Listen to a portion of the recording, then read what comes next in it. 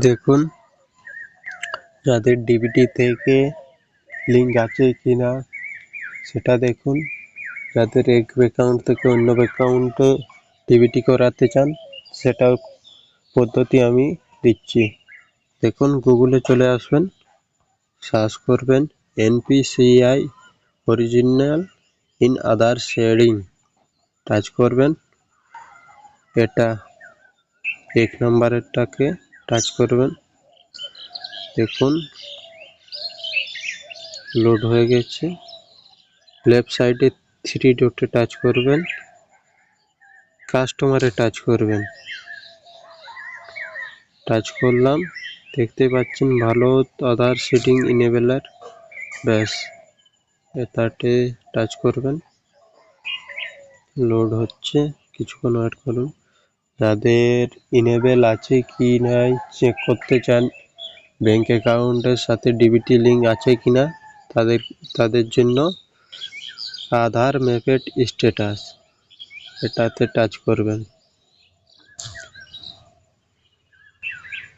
Touch করে আধার কার্ডটি বসিয়ে দিবেন। যে ফিচার্স আছে ক্যাপচারটি বসিয়ে দিবেন। চেক স্ট্যাটাস করলে অটোমেটিক SMS আসবে, চেক করে নেবেন।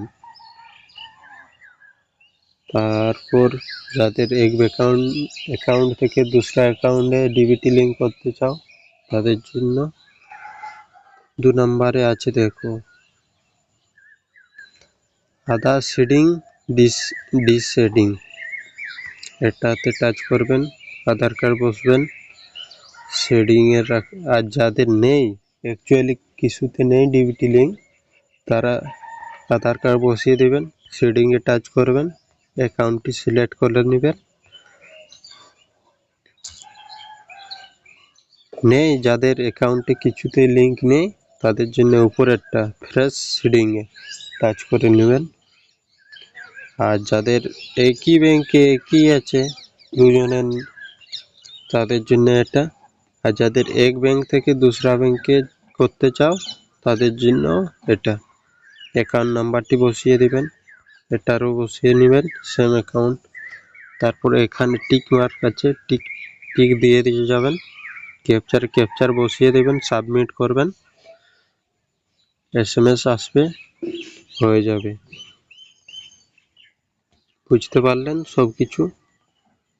ঠিক আছে, ভিডিওটি লাইক শেয়ার কমেন্ট জরুর করবেন।